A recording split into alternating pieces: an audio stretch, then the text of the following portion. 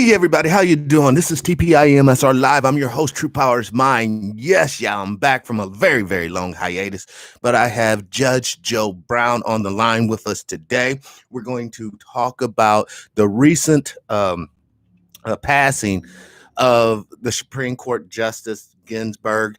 Uh, because of what she represents or what she represented, there is now I believe, a more conservative leaning court than a liberal leaning court. And I wanted to ask the judge, what is the ramification of this process? Because we know that the Supreme Court justices are lifetime appointments. So if we want real change to occur in our society, hopefully we will get a person that is a little more moderate, I would like to say, than either conservative or liberal.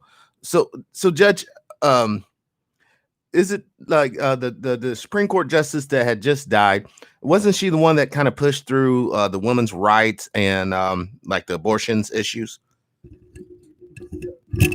Yes, well, So she kind of helped with the facilitation on this show. You guys all know on this show we talk about the family structure and dysfunction versus function.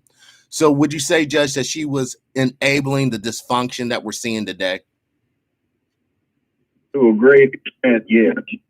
I don't think she was any friend of black people.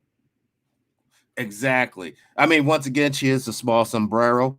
You know, for those who don't know, new to the show, check out other shows. We give you the definition of that. Do you think that her passing, do you think the president will be able to appoint someone, or will it be obviously the next president, whoever it may be? Well, we'll be able to dominate someone. And with the Republican controlled Senate, he's got a good chance of getting somebody in early November. And do you think In particular, it looks like he's on the balance of the needed electors for the electoral college. Okay. Okay. So do you think that the media or I guess even the Democrats are going to try to push him to have more of a liberal minded judge to try to bring balance to the court? Right now, I would say the issues in law are so confused that the only three things that stand out that are important to black community, there are four acts. One, reinforcing the First Amendment so these leftist knots can't cut it off like they're trying, where as long as we're pushing a certain group, you can say what you want, but if anybody else says anything that makes this group feel uncomfortable, then you can't say. And the First Amendment is not there somebody feeling uncomfortable. The next thing is somebody in there that's strong push to protect the Second Amendment, because black people and the whole country is at a point where that's very important. You see, the left is trying to defund police department, and generally do not as much as we ought to have done to protect ordinary citizens. So the Second Amendment was designed so that people themselves act as check and balance to the whole government system. That's important. The Fourth Amendment, with search and seizure, has been focused, as in the Fifth, and most egregiously, as saw in the Cosby trial, where one attorney's office indicated that there was no interest in prosecuting Mr. Cosby, which caused the civil judge to order him to respond to a deposition, and then following that, a new DA decided to come in and use the deposition as this evidence for a prosecution. That's a typical erosion in it and the fourth. Fifth and the fourth are an example of left wanting to erode rights for protection of their particular particular limited and narrow, which basically are LGBTQ. Judge, can I call you back on the cell phone? I have you on the call-in line right now, and it's a little choppy. I was going to call you right now. Okay, call me back. Okay.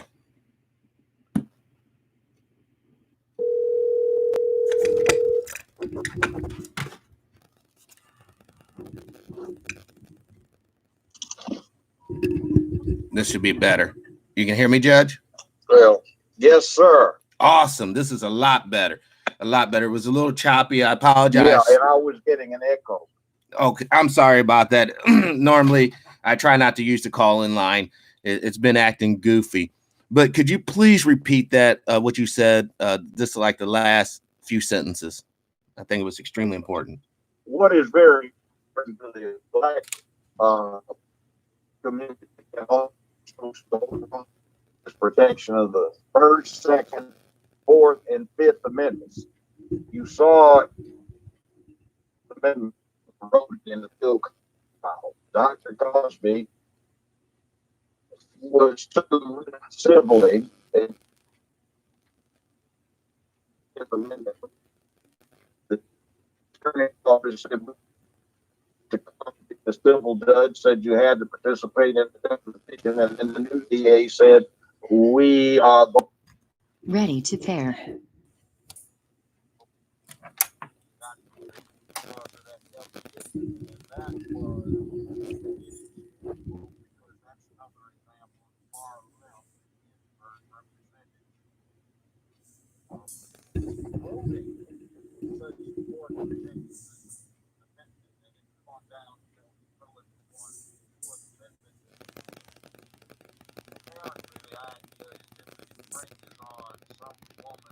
Ready to pair. Paired.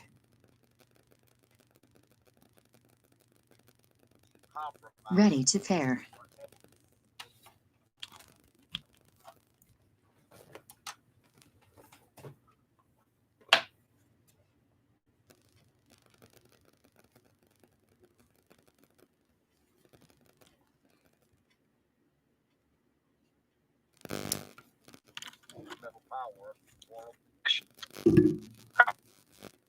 Okay. We all need that one because the lawlessness that we see out there with no apparent efforts to control it are not good. And the First Amendment, that's being eroded because some people say anyone who wants to say anything can say it if they're on the far left, but anybody else, if they make anyone on the far left feel uncomfy, they aren't supposed to be able to say it. Exactly. I mean, that's like Orwell's Animal Farm, where all animals are equal except the pigs are more equal than others. And it sounds like something out of the Nazi portfolio from the late 1920s and early 1930s. And by the way, a lot of that is pushed for the benefit of LGBTQ. Yes. And it's interesting to note that Rom, the SA church, the store, and pre-war Germany were added home. Interesting that associated with everything they do is supposed to translate into governmental change so that the people. Oh my God, I hate this cell phone. What's that? The cell phone was cutting in and out. It was mine or yours? I'm not for sure. I think it might be on this side, but I mean it's good now. It's totally strong right now. Okay, well, what I'm saying is that gays have a right to do whatever they want to do. Yes. A political party without portfolio, so to speak. It functions as a political party, and some of the things that they want in the name of gayness just are not good for any to be good for the real gay community. it's a lifestyle change rather than a sexual practice change. And there is mass confusion that somehow or another your little freak should be translated into political policy instead of just left in a bedroom. Right. I am particularly concerned about the Equality Act that got through the House with no trouble, but that thing is just the next step off of legitimizing pedophilia. Do you know who was the sponsor of that bill, the Equality Act? The original bill was drafted by John Conyers. It had been rightfully tabled again and again and got tabled a few months ago when Juicy Jesse Smollett did that thing in Chicago, faking that attack. He is the nephew by marriage of Kamala Harris. And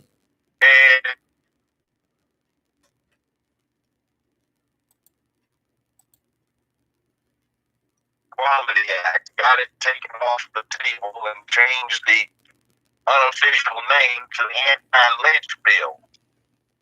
Nothing at all about lynching. It says nothing at all about people. It's all about installing gay language into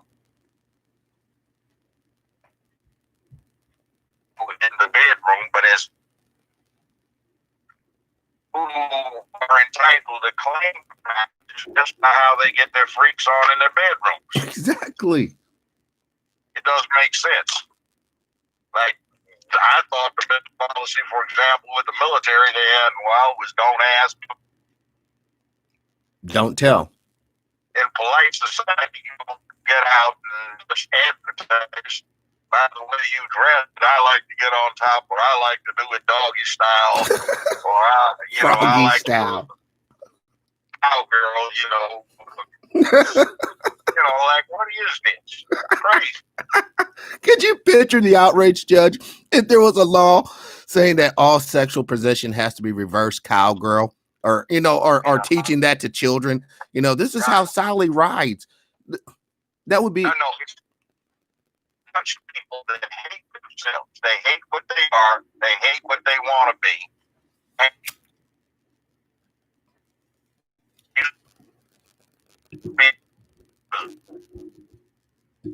Scarlet rage, purple rage. They rage about everything.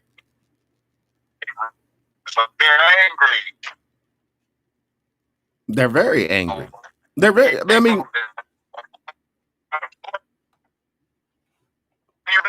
Nobody knows. See, that's the problem. We're really dealing with people who have self-hate issues, but a lot of political power. Yeah. So, go ahead. Now, they have gay pride parades, but it's not really prideful. They make a burlesque out of what they are. Out and their dicks hanging down, that's not prideful. That's just disgrace. And then these drag queens, the way they like to portray women as harlots, it's like, goodness, is that the way you think of women? Right. It's insulting to women. And then them wanting to compete against women by declaring that they identify with the women. That's a travesty because they're still boys in the body, but the problem is they're failed boys and not good male athletes. So they want to compete against the girls. It just doesn't make sense. But in a sick mind, it does, Judge. If my mind is twisted and distorted, yeah, I'm just as equal to her. Just like we're having the number of basically white ladies pretending to be black. You had the Rachel Denozon, and then you had this one just recently, basically saying that she's not black anymore after she's been a professor of African American studies. I know. But you see, what I always do about that DNA test. I think we people should. that look black have more weight than they do black. But don't we go into the issue, especially when we're dealing with reparations, when we're dealing with, I guess, racial chameleons, Well, Yeah, I'm well, black just to yeah, get the check. yeah, but see, I think if you get a check, you got to take a DNA test. It'll Yes. tell, a DNA test can tell you where you came from, how long you've been here. But do we run into issues where, let's say, you had a race soldier in the lab doing the DNA work, and they? No. Japanese, they got black, they got Puerto Ricans up in there, Mexicans up in there, English up in there, French up in there, Germans up in there, Russians up in there, Brazilians, in other words, I'm talking about there. And black people can work in these labs. They just need to teach them in school. So it's like killing people off with COVID. They say white people are trying to kill people, but in there, 60% of the nurses are black. So that's kind of urban mythology. Now, if you want to focus on something, let's focus real rather than stuff that has been created by people who have a game, which is promoting woe is us. We get done in so bad by white supremacy. Okay, fine, a given. Now, move on. Yes, move on. How do we overcome this? How do we transcend the blockage and don't focus on what's stopping us, but focus on what can make us better? Yeah, but see, here's the other thing too. You do a DNA test and it can tell you you've got certain percentage of you that comes from, say, Nigeria, from the Igbo area, all right? All right. Or you have some from Ivory Coast, so and so and so and so, and very few black Americans have much of anything coming from East and South Africa, except maybe Barack Obama. But mulatto Kenyan bush bunny. But,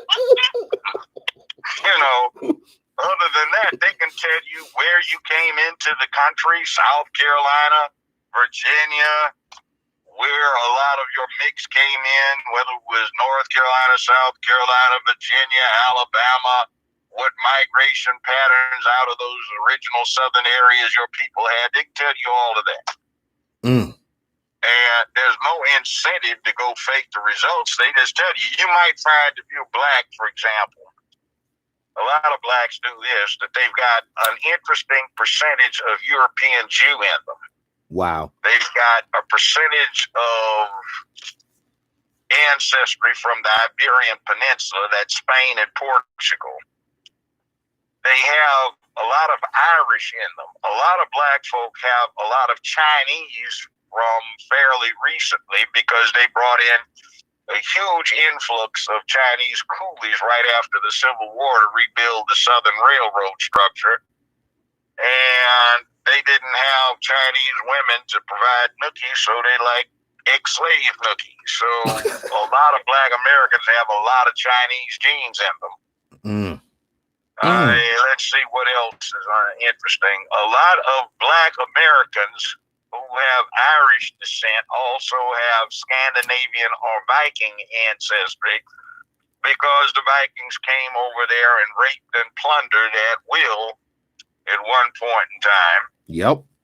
They're finding that if you have actual English ancestry, which a surprising number of blacks don't have, even though they look mixed, you will find that there is a mixture of African genes from somewhere between the 2nd and the 5th century, because of the Sudanese Africans that form high percentages of the several legions that were assigned to Britain. And then there is another influx that comes in when you get the Irish mingling down in, because you've got black ancestry that goes into Spain during the Islamic Empire phase, when Spain was known as Al-Andalus. 1490, Ferdinand and Isabella represent the two major Christian houses that conquered Spain and gave the Islamic folk and the Jewish folk a choice to convert to Catholicism or leave the country. Well, a lot of the Muslims who had a great deal of African ancestry were mercenaries in the Spanish armies, and they stayed up in the lowlands. That's Netherlands, Holland, the Dutch areas, Normandy. Spanish army. And what happened is Torquemada, about 15 years into the 16th century, started this Inquisition.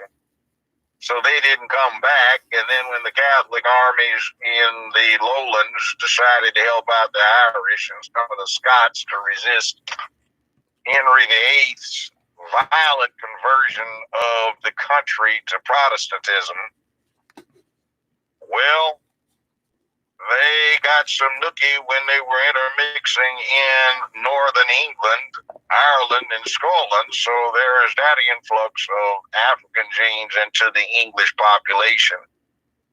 And then they freed their slaves in 1743 in England, and they didn't deport anybody. And there were 1.5 million African slaves in England at the time that got some English nookies. So Black Americans who have English ancestry, the white part, also have another source, 3 sources that come into the white part that provide ancestry for them that's also black. So that also applies to those English-based white people who have some of the same ancestry. It's just the part of it that influences skin color didn't show through, but everything else did. The broad lips, broad nose, small ears. No, that's still appearance. See, it's sort of like this. You take, these fiberglass car kits where they have a replica car, but you use a Volkswagen engine in it Yes. or a Chevy block engine. Basically, it's a Chevrolet dressed up, but it's still a Chevrolet. So what's happening is you got somebody that's black dressed up in a white fiberglass body. Oh my God, that's true. So, I mean, there's a lot of research on it. One issue of Scientific American a few years ago had a wheel, and they had an actual woman, and using slight tweaks to her DNA, they showed what she would look like all the way around the rim from pure Nordic to pure black with her particular mainstream genes if you just modified the appearance. So they showed you a picture of the real woman, and she looked just like the reconstructions, but there was a slight differences in the genes that control appearance. You've got several million alleles on your 23 chromosome locations. So there are hundreds of millions of combinations, and only some of them deal with appearance. Wow. So you might have a whole lot of black in you and look like you're white, or you might have a whole lot of white in you and look like you're as black as anybody can be. Now, this is part of science that I truly find fascinating, because the implications of that could very well be you have an individual who looks like Elizabeth Warren, but she is indeed black, or she's indeed Asian, or whatever. Yeah. So you don't get it too much now, but I'm in my 70s, and I remember when I was 8, 9, 10 years old, you'd go visit relatives and cousins and everything, and all these folk are siblings, and one of them looks like a white boy, and the other one looks like he just got off from Africa, and they got the same mom and dad, because mom and dad were mixtures that were fresh mixtures, like Barry Soetoro, a.k.a. Barack Obama, where his mama was from Kansas, basic, typical white person, and daddy was from Kenya. So you mix that up, so you saw a lot of black folk that had blue-green eyes, and blonde hair, brown, or they had blue eyes and they were brown skin, or they were high pale and they had almost black eyes, or, you know, you saw all kinds of color combinations. Like you got a family where somebody looks like he's a typical brother and somebody else looks like he is a blonde, wavy-haired white boy, and they got the same mom and dad. I've seen that. You don't see that so much anymore, but you used to see it all the time. No. In fact, in America, there's another thing. Typically, you have one drop, you're colored. But right after the Civil War, there was a change. All of these filthy rich Southern plantation owners who had lost all of their sons by their wives in the Civil War, but had 1, 2, 3, 4 sons that were half-breeds that they had by their favorite slaves. They introduced some law into every one of the southern states, but not the north and west. And they said, like for Tennessee, if you have no more than 1/8 known colored ancestry, you may apply to a chancery court for a decree of Caucasian status. The applicant will require 2 white sponsors, and if to the appearance of the judge or chancellor the individual looks white, he is entitled to a decree of Caucasian status. There was some very rich folk behind it. In Alabama, it was 1/4 colored ancestry. In Mississippi, it was 1/4. In Louisiana, it was 1/16. So a lot of people got declared white. In the 1920s, you started getting statutes that read, anyone, not heretofore declared Caucasian, with any known colored ancestry will henceforth be considered colored for purposes of these statutes. In the 1930s, since you can't have ex post facto laws that undo something later on, you had anyone not heretofore Caucasian with any known colored ancestry will be colored, and then a few years later, anyone with any known colored ancestry will be considered colored for purposes of these statutes. Now, that basically meant if you had not already been declared, you snoozed and you lost if you wanted to become white. But they had a whole lot of black folk past white, and they had black folk in the same family who got declared white, whereas their brothers and sisters from the same mom and dad couldn't be. That's where we get the family splits back in the day. Well, yeah, but sometimes they weren't really splits. That was just for public consumption. They still stayed close. Now, there's another phenomenon that I noticed when I started practicing more than 45 years ago here in Tennessee. You'd go to these out regions, out counties, rural counties, and you would find somebody in a black family that looked almost white. They were a family member, but what actually happened was mama was coming home from cleaning after a football game, and 4 or 5 drunk white teenagers grabbed her and raped her and knocked her up, and, you know, nobody mentions it. So you've got a lot of mixture in black families. Yes, we do. And going back to Ginsburg, her ideology would have protected them white rapist teenagers because she could have gotten an abortion back in the day, and you would never made the physical observation of seeing the product of rape being that off-colored child. Yeah, well, you know, abortion's a strange thing. I break it into 2 categories: prenatal abortion and postnatal abortion. One before the individual or for the fetus or the collection of cells is born, and then one after. Postnatal abortion, that's the drive-by, the drug overdose, the death penalty, suicide, and all that kind of crazy stuff that occurs in impoverished areas. The only difference between that and the prenatal is with the postnatal, you wasted a lot of food and time on something.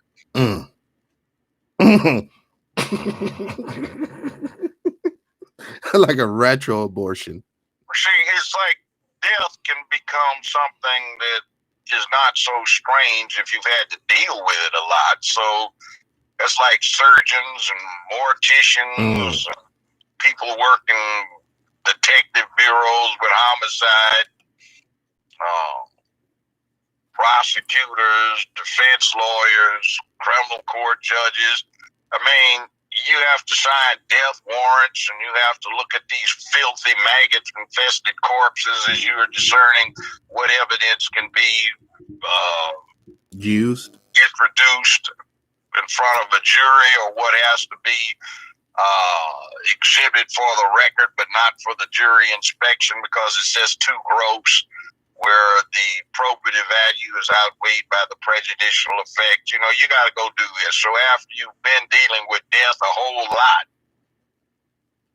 the mystery's gone. Strike you the same. So that's why I make comments like postnatal, prenatal abortion.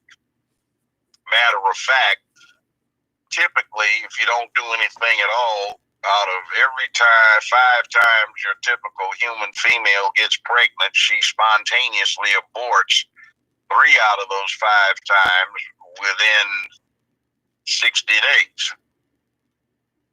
Why? You know, that's Mother Nature, because there's something wrong with the fetus. Oh.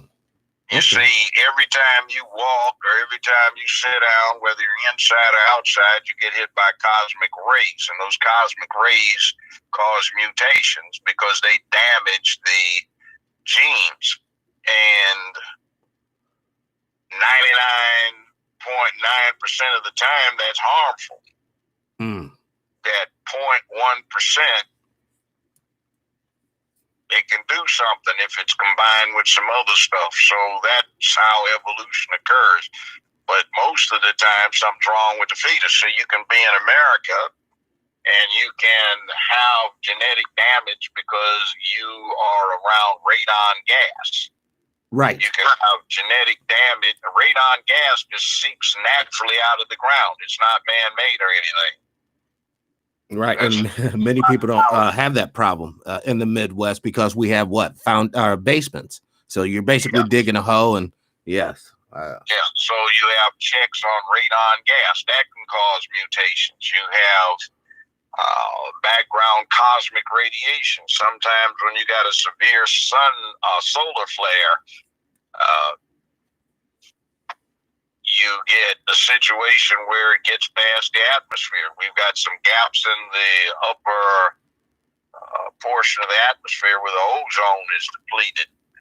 So some of it is getting through. So mutations are occurring. So all of these things happen naturally. So I don't get bent out of shape about somebody deciding to intervene. I see what you're saying. The other thing, too, is quite frankly, some people born to certain other people, if we ever had a revolution and somebody like me was in charge, he'd have them put on a wall and shot.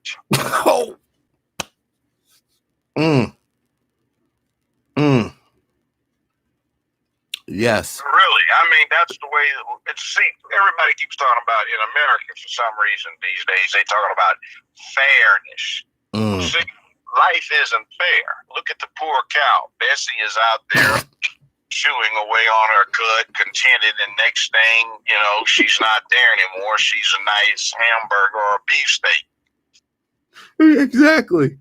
Porky's out there having a good time, munching away, you know, eating his corn, mush, or whatever it may be, and the next thing he's a pork chop or some bacon or ham.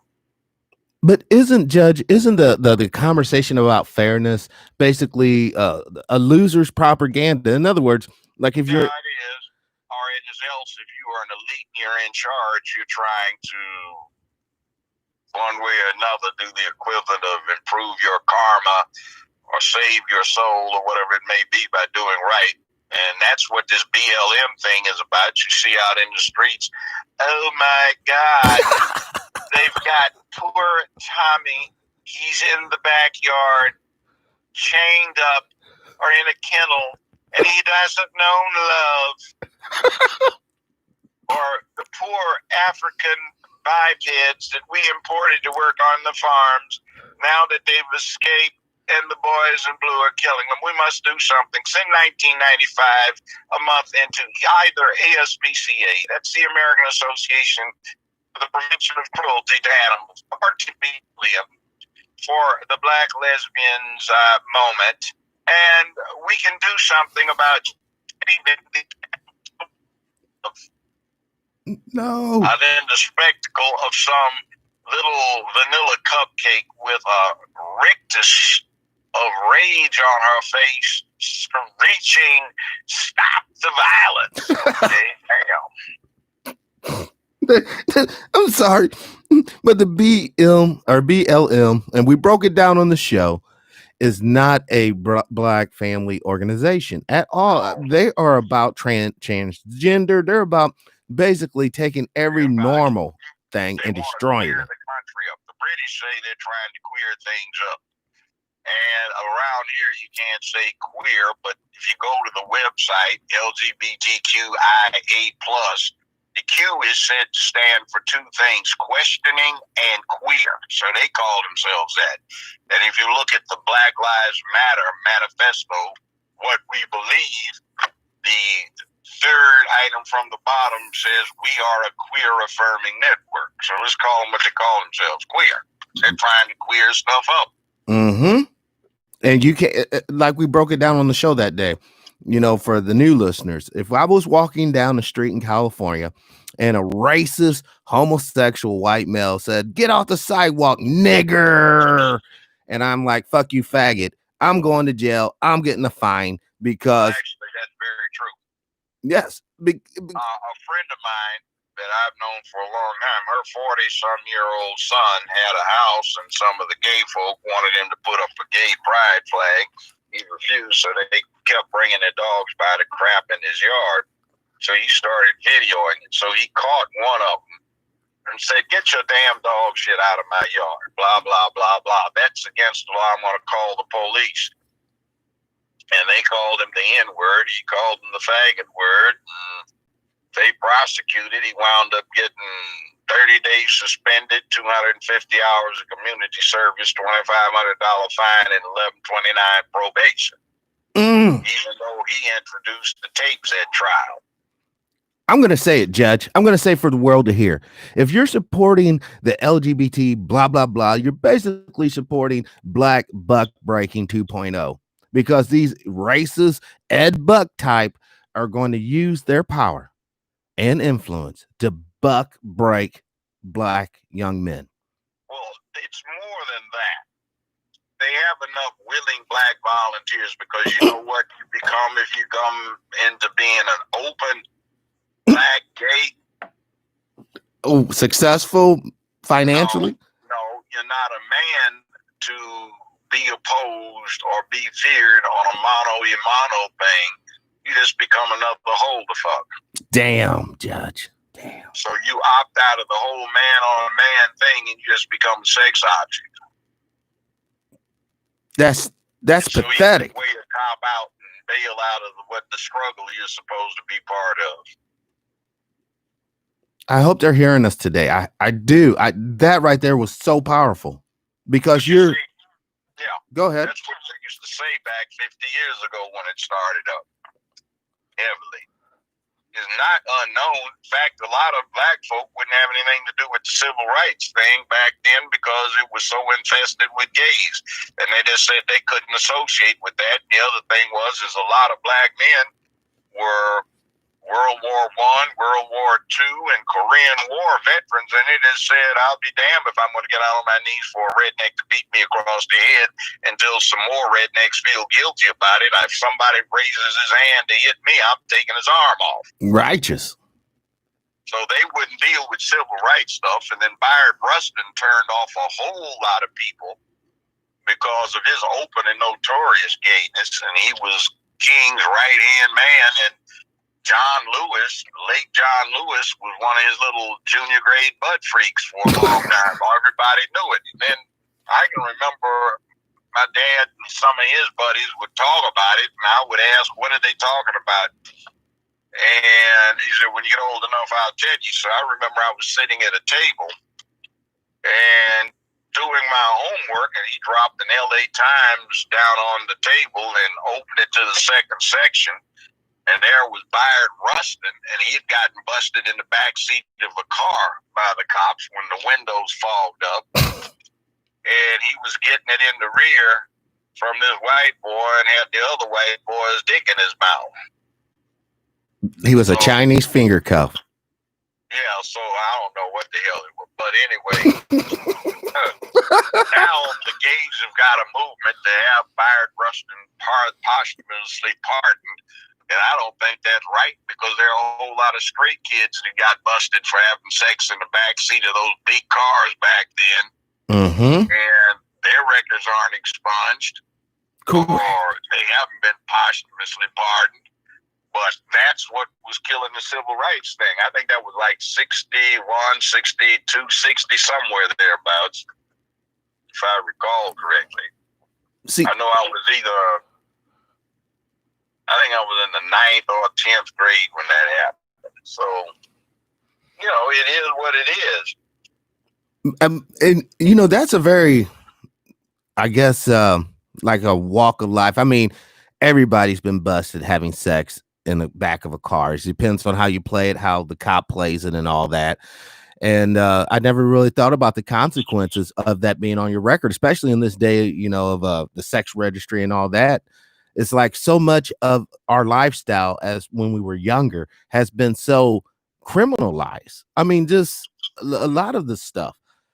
And I think it's because the more legal power and financial power they have over the general population, the easier, like you said, it is to find volunteers to do the off normal sex acts. Well, see, there's another thing, too. Sister I've known for years, I was laughing, talking to me, said, you know what, I am so damn angry. She said, all the money I spent on getting my hair done, nails done, staying in shape, dressing appropriately, trying to get men to pay attention to me when I was in a divorce state or something like that.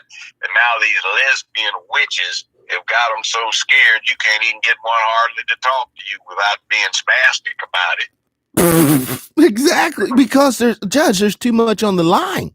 I mean, the guy's reputation, your ability to make money, your ability just to live a life. Yeah, but see, it's another thing too.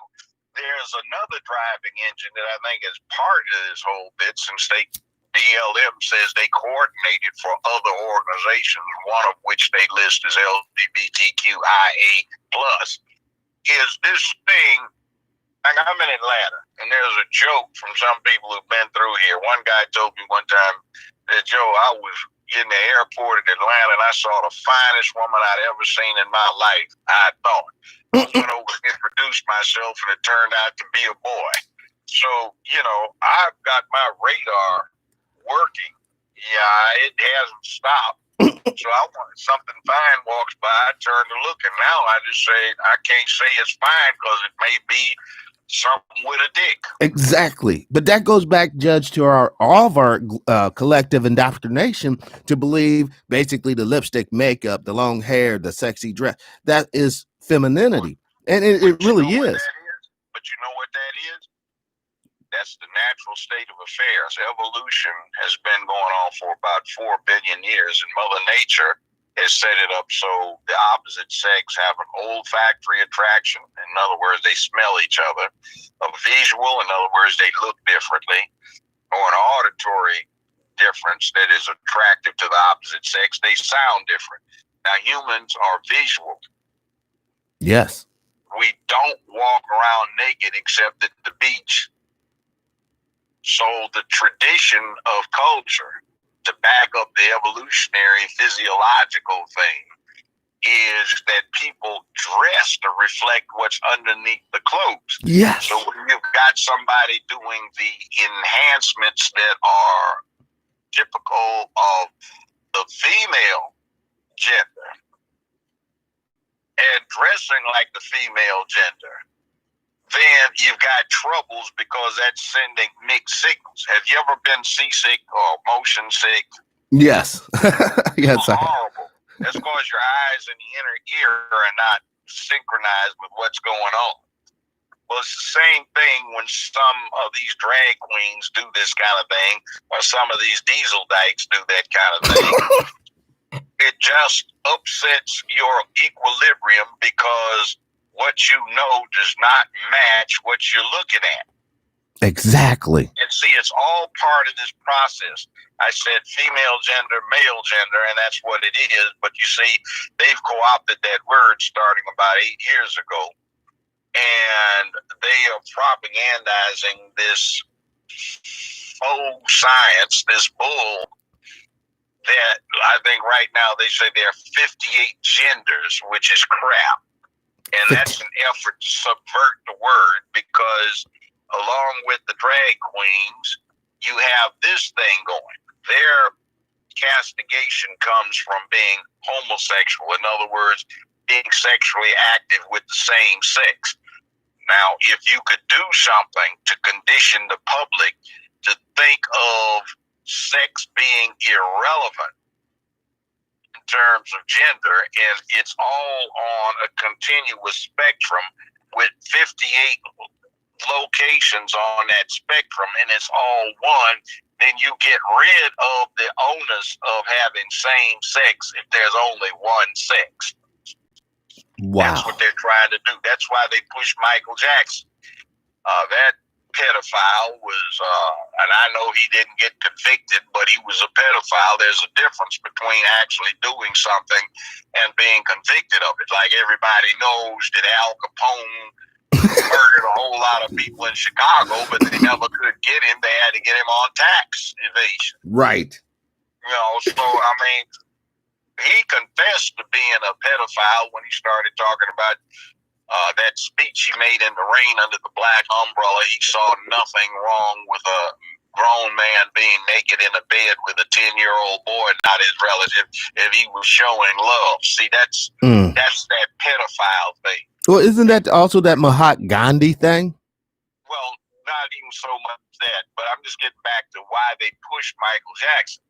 See, he made it big time worldwide with that video Thriller that Spielberg did.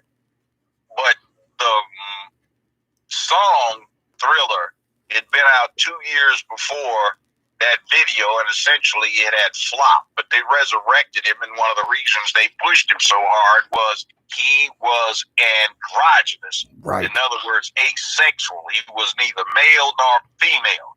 Some hermaphrodite thing that everybody in the inside knew who had cut his own balls off before he hit puberty because he didn't like the idea of being a man. Apparently his brothers made him go down on him all the time. Anyway, now that's an allegation. So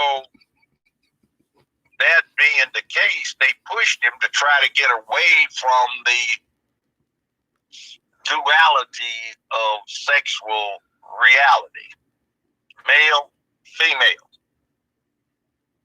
And males and females reproduce and they bond by having sexual actions with each other, sexual activity with each other, even if it is not used for reproduction, but for recreation.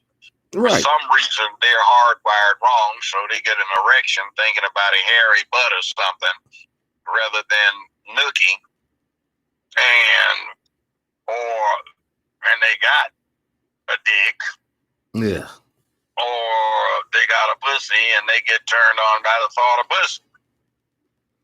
But now, quite frankly, especially with women, there's a whole group of women that have had some homosexual contact. Typically, they were in the dormitories and didn't go home for the break, and they were bored, and some other practitioner gave them a sample and they got curious. They tried. There are some, I know a lot of them, that every now and then like to dabble with threesomes, but they won't do anything outside of a menage a trois. But, you know, that's just what they are. But they don't let that dictate their conduct and behavior. Right. They don't carry it like a badge on their shoulder. Yeah. It's like Dr. Short, I interviewed him. He was saying that he was an undergrad with Barry Soetoro, a.k.a. Barack Obama. And also, when he was in divinity school, meaning Dr. Short, Obama was next door in law school. He told me something I looked up. Obama was on law review, but he was 30 years old when the typical law student that was on law review was 22, 23 years old.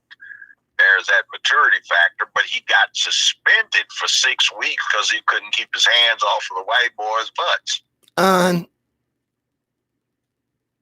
Like Joan Rivers said when she was asked, when do you think we're going to get our first gay president? She says, you already got him. He's in the White House now. Yep. And look at his policies. Look at his policies. Look at what he championed. Now, see, here's what black folk need to understand about politics. Everybody was so happy because the Bush Bunny mulatto looked like us. He was done what he did for the gay crowd, which is his real identification, because everybody I know went to undergrad with him said he wouldn't have anything to do with black folk. Mm-hmm. So there it is. There it most certainly is, because of the fact that it's like you said, when you really break down a guy like Obama, he's basically a white guy, really. And it's like when they use that reverse racism on us. Oh, he looks like Yao. He's gonna be for Yao. Get his ass in there. That our achievement we finally achieved because we got an Obama elected. No, we didn't. Well, you finally achieved. We've got some black woman nominated as vice president. Well, Shirley Chisholm almost got nominated in 72. Big fight at the Democratic Party convention. But to tell you the truth, Kamala Harris is an Indo-Aryan. Correct. She is the one that Hitler was talking about, but Hitler lied and gave him blonde hair and blue eyes, which is what I was telling you earlier about some of the mythology that's out there. That's just like the Nazis came up with those blonde-haired, blue-eyed Aryans who did not come from the far north. They came from the south and east, from India. They were Indo-Aryans. Kamala Harris is a Tamil Hindu Brahmin. And that's what a daddy says, and that's what a mama says. Now, here's the other thing. Her birth certificate is doctored. The form that she uses didn't come into use in San Francisco until 15 years after she was born. I know because my ex-wife was born in San Francisco at about the same time as Queen Harris and Kama Sutra Harris. And the form does not look like the one that Kama Sutra Harris has. But I helped 2 women who were born in San Francisco who were on my crew where I had to show get replacement birth certificates. And the ones that they had look just like the ones that Kamala Harris has. And even then, it's fake. Not fake, but there's some misleading information. It says race of the mother. It says Caucasian. Race of the father is puts in Jamaican. And where it says nationality for the father, that's blank. The idea is that at the time she was born, there was a lot of ignorance about Jamaica. You know, Bob Marley hadn't hit like he has in the past. You don't go to a ski slope in Aspen, Colorado, and they're playing reggae music for everybody to rhythm up with. So when they said Jamaican as a race rather than as a nationality, I guess everybody said that meant black. And I think what that was about was Kamala Harris went from kindergarten through 12th grade in Canada. So she was trying to get this black scholarship that Howard was offering. So Indo-Aryans have the look. They tend to be dark to paper bag brown and coarse, dark hair to frizzy hair. And they looked at it and said Jamaica and Caucasian, oh, she's mixed. And she got in. She follows up with a career eventually, where the Justice Department said she gave the stiffest recommendations for sentencing when it came to simple possession of marijuana in the country at the time, and this is San Francisco, but yet she wants to hypocritically present herself as smoking dope personally and then lie about it. Said when she was 18, 19 in the dorm, she would smoke a joint and listen to Tupac and Snoop Dogg. And that's interesting because one of them would have been 11 years old and the other one would have been somewhere around 3 years old. 6, something like that. So I guess there's some real prodigies. She had one of those Twilight Zone futuristic radios. You know, she could hear music 15, 20 years before it comes out while she's smoking her dope. Oh, that is so telling. That's so enlightening. She's hypocritical. Yeah. She's a fake, and I would say this. Not all prosecutors are bad, but just about every damn career prosecutor, except a very few, is a corrupt individual, and they're singularly some of the most dishonest and despicable people you'll ever find. Now, Kamala Harris slept her way to fame and fortune. Like when she was screwing Willie Brown, mayor of San Francisco, and the LA Times was carrying this, and there are news articles about it. One of the scandals was that she's in her early 20s and she's getting paid $72,000 a year for a part-time job that Willie got her. When she goes to 20 hours a week, she gets paid $122,000 a year for a part-time job. She isn't even 25 years old, and she never shows up. They detailed she showed up 7 to 8 hours a week. Damn. Then he bought her a 750 BMW. Then she tried to get with his law firm. They detailed that the allegations were something like she started screwing one of their NBA clients to get hired by the firm, and she then wanted to go to the DA's office. She couldn't get on there. So she allegedly started screwing the assistant director. So, I mean, she's been enterprising, and if he hadn't been a success doing what she does, she would have been a poster child for #MeToo. Oh, God, yes. And she still might. She still might go back and double dip. She lost because she got exploited by Willie Brown and all these other men, which kept her from becoming first female vice president. But you see, you shouldn't vote for Biden for one reason. He's a loser, and he's not above making his mark on history by A, being the oldest president to ever be sworn in, and B, resigning after a year or so he's responsible for the first woman, which would be Kama Sutra Harris, being U.S. president. And guess what? What? Under the 20th Amendment, that would make Nancy Pelosi the vice president. Yep. Both of them from San Francisco. Girls get it done. Yeah, but both of them from San Francisco. And what else is out there in San Francisco? The Grove. Francisco's full of freaks. The Grove. This right here, the election. But they have their high quota. What do you think, if Biden did get into office, would be the first like real policy that they would? He promised that his number one legislative priority would be gay rights and transsexual rights. Wow. Obama 2.0, y'all. We're going to finish it up with the trannies get to be in the nursery schools now and giving the kids long johns and dunking balls. You know, this is... If you vote for Biden, you're voting to bitch out your boys.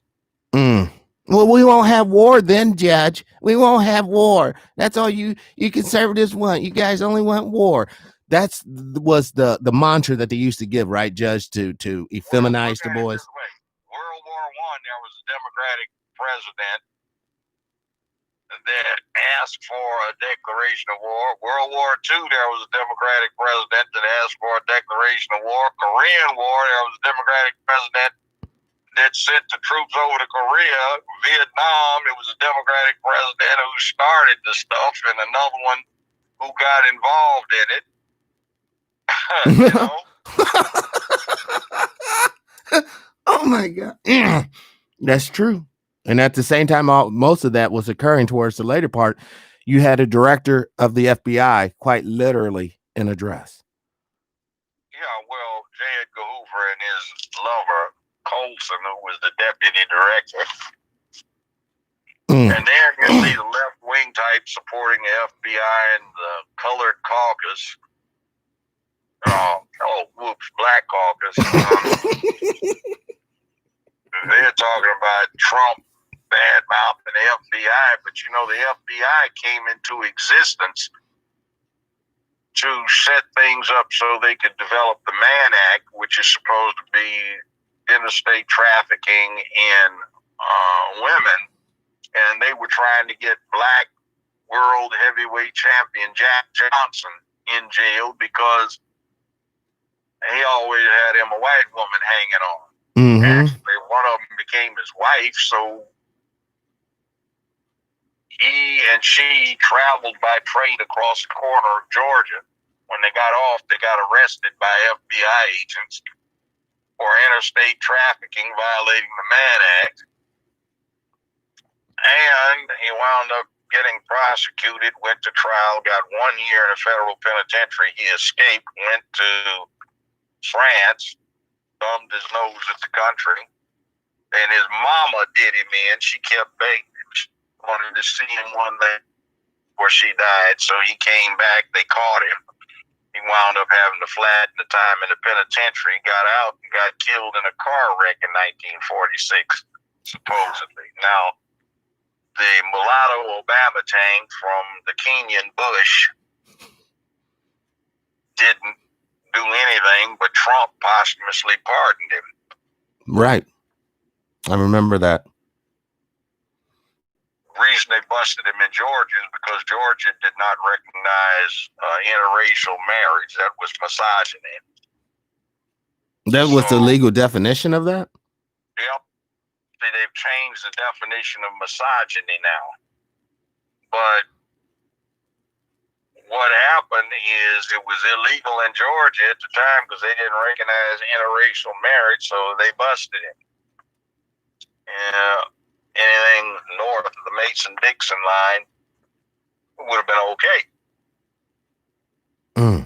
See, that's the corrupt nature of the country. By the way, if anybody wants to see how it really was, from my recollection, personal memory, about the South and black folk in the 1950s, I commend you to Lovecraft Country. It pretty much has the relationships between black and white down. It takes place in Chicago, in some other cities, and in the South. And the way they portray it is just like it used to be. I can remember my father had to get, on a couple of occasions, bullet holes in the car we were in patched up. It was rough. You traveled at night. You did not travel in the daytime until you got within about 25 miles of where you were going. And that's because, hey, boy, what you doing in this here car? Well, fine. Where are you going, boy? Where are you from? Look like from California there. Well, we're going to see Aunt Mary. Oh, Mary, what? Oh, yeah, she good people. You tell her that Trooper Thompson really appreciate them lemon pies she made for the station. This was real good. If that's some old folk, you going down there.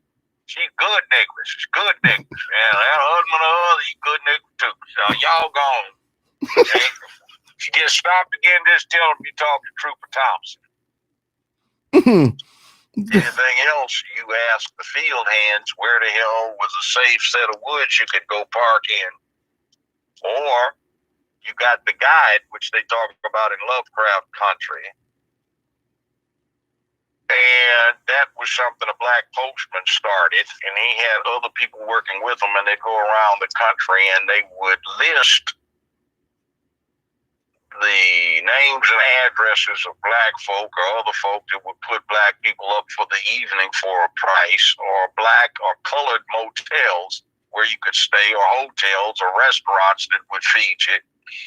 They noted that in most places, the Greyhound bus depot would let you eat inside. Now, I know my old man always bought one. You could get them for, I think it was $25, and you got them from Sinclair Oil. They had a green dinosaur on the logo. I remember them. Yeah. So, I mean, that's what they're doing in Lovecraft Country. Now, Lovecraft was an author, and he wrote all of these strange, weird horror books. So each episode is essentially going over one of the 50 books that he wrote, or some portions of it, where they have adapted the thing to the theme of the people going around to do this guide, and also some stuff that has befallen them that they had no idea was going to go on. The brothers will shoot back at the white folk too. They will kick ass. It's interesting to look at. So if you want to see how it used to be, watch that. Lovecraft Country. It's on HBO. It's premieres each episode on Sunday or Monday, but all the rest of the week you can get an encore several times a day on HBO, or you can go get it through Xfinity or on DirecTV or through Comcast under television. So it's interesting. Check it out. You see how it used to be. No, Judge, is there any place that people can contact you that you want to give out? Yeah, you know. You can get me on Twitter at Judge Joe Brown TV, at Judge Joe Brown TV. And I do not have a blue check. They won't give me one. I know he's been on there for years. Actually, that's how I met judges, through Twitter. So I'll tell you, they try to censor this type of programming. They try to silence our voice, but now it's too obvious. The proof is truly in the pudding. The dysfunction is real. Dysfunction is real. I tell you what, I had a good time in Atlanta this weekend. I was down there for Tariq Nasheed's FBA, Foundational Black American thing, and we had about 3,000 people in the venue. It could have been more, but they had to have social distancing in the seating. Correct. And I did my thing. I seem to have been received well, but, you know, I'm just trying to fill a vacuum that we have with leadership. I'm not saying I'm the leader, but I'm just trying to provide some guidance. Exactly. Correct guidance, because you're not peddling any new wave gobbledygook. You're peddling facts and critical thinking. And the other thing, too, is I'm not trying to hustle this for money. So many people are hustling. We're always miserable. White supremacy is always kicking our ass. It's like, okay, we know that. Like I said earlier, when are we going to just deal with the adversity? It's not a lion or a tiger. It's not World War II or something like that. But it's adversity. Let's get it on. Okay. We can't deal with this. You know, everybody else is stupid. All I'm going to read is a black book. But you'll get nowhere if you don't study some other things. And I've got a thing: truth has no face but truth itself. I invented that one. Truth has no face but truth itself. You want to learn geometry, you can't limit yourself to black authors on the subject. Medicine either, or law. You study war, you study anybody who comes up with an idea. Clausewitz comes to mind. That's a Prussian general who gave fundamental principles of war and wrote books about it. Then there's Sun Tzu and Art of War.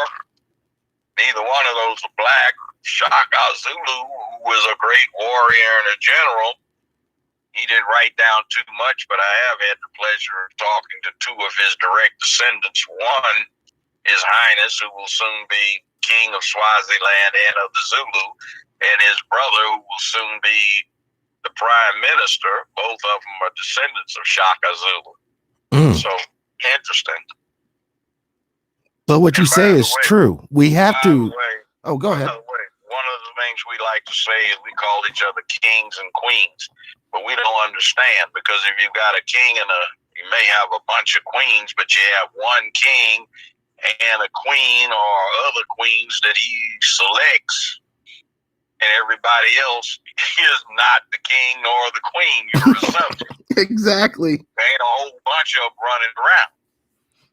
And we're calling for unity, which is nominally a good thing, but remember, in the effort to unify, don't forget the FBI, Homeland Security, the Patriot folk, NSA, everybody's going to be infiltrating you, the local police department and their surveillance units, the snitches, the agents provocateur, the sworn agents and the sworn officers will be infiltrating to the point that there are more of them than legitimate members. Yes. And in any evolutionary struggle, there is a struggle not just with the oppressor, but within the organization to keep it straight and to get rid of those people who are trying to opportunistically pimp the thing or exploit it for personal gain. Exactly. So anyway, I've got to get out of Atlanta so I can get past a certain part before it gets dark on this highway. So let's end this. We can talk again later in the week, but it's nice encountering you, my good brother. Thank you, Judge. Thank you so much. Thank you. And Thank with you. a Thank you. conclusion, let me say this. Man up. It's about protecting womanhood, promoting manhood. It's about men giving guidance, women giving advisement. Make where you live a better, safer, more secure place filled with economic prosperity, opportunity, economy, a sense of purpose, morality, and ethics. Be brave and courageous. Be a man of public peace, dignity, and order until it is time to do otherwise. Be prepared. Now, I'm out of here. Thank you, Judge. Peace and power. Thank you all. Thank you all for watching the show today. This has been a journey. I'm glad to be back in the chair. I thank the Most High for allowing me yet another opportunity to do this program. So that being said,